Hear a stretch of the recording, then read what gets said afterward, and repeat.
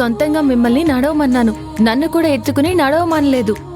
నిన్ను కూడా ఎత్తుకుని నడిస్తే నీ పాజిటివ్ ఎనర్జీ నాకు కొంచెం వస్తుందిగా, ఇంకా త్వరగా కోలుకుంటాను. తారక్కి రోజు రోజుకి బుర్ర చెడిపోతుంది. ఆ పని దానిని మరీ ఇంత బహిరంగంగా బరితెగించి ఎత్తుకురావాలా?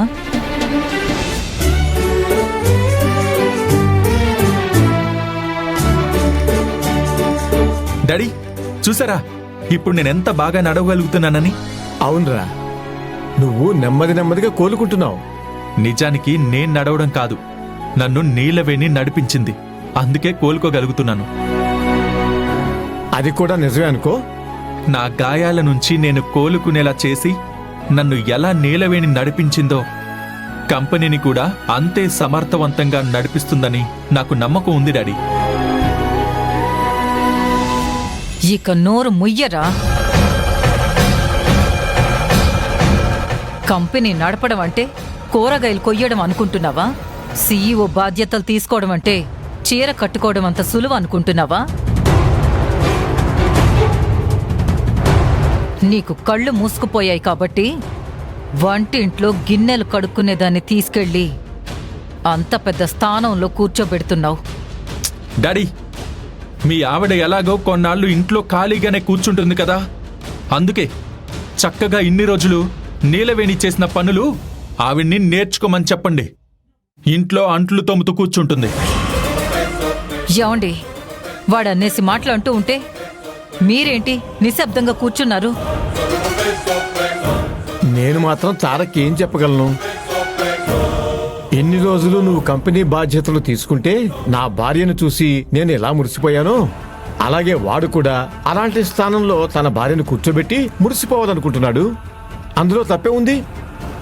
ఆ స్థానంలో కూర్చోవాలి అంటే దానికొక అర్హత ఉండాలి. అర్హత లేని వాళ్ళని కూర్చోపెడితే ఆ స్థానంకున్న విలువ పోతుంది. ఆ స్థానం మీద చుట్టూ ఉన్న వాళ్ళకి గౌరవం పోతుంది. అది తారక్కి అర్థం కావట్లేదు. కనీసం మీరైనా అర్థం అయ్యేలాగా చెప్పండి. డాడీ, ఇక్కడ మరీ అంత బుర్ర లేని వాళ్ళు ఎవ్వరూ లేరని మీ ఆవిడికి కొంచెం చెప్పండి. బుర్ర తక్కువ పనులన్నీ చేస్తూ చాలా తెలివిగలవాడు అనుకుంటున్నాడు.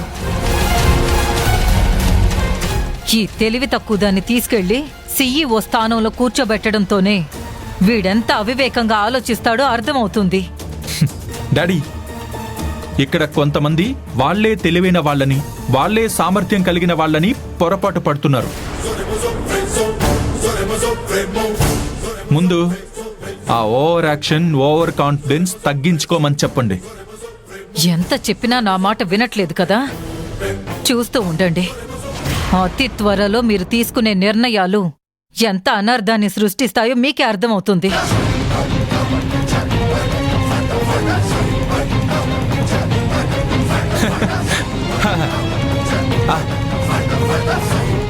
మై డియర్ నీలవేణి, నేను నా రూమ్లో ఉంటాను.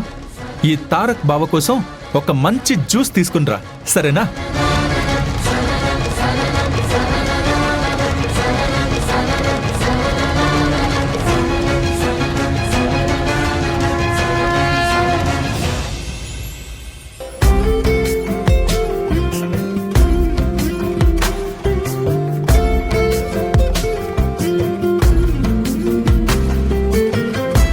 నిన్ను ఒక్కసారి వేలు పట్టుకున్నందుకే ఇప్పటి వరకు వదలలేదు. అలాంటిది ఇలా పైకెత్తుకుని ఎలా వదిలేస్తాను? ధైర్యంగా ఉండు.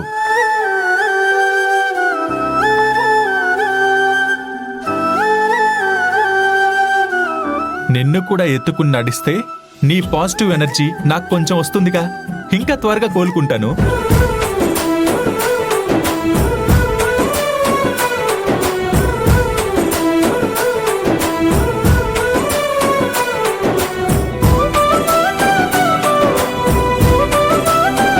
నీలవేణమ్మా, ఏంటన్నా?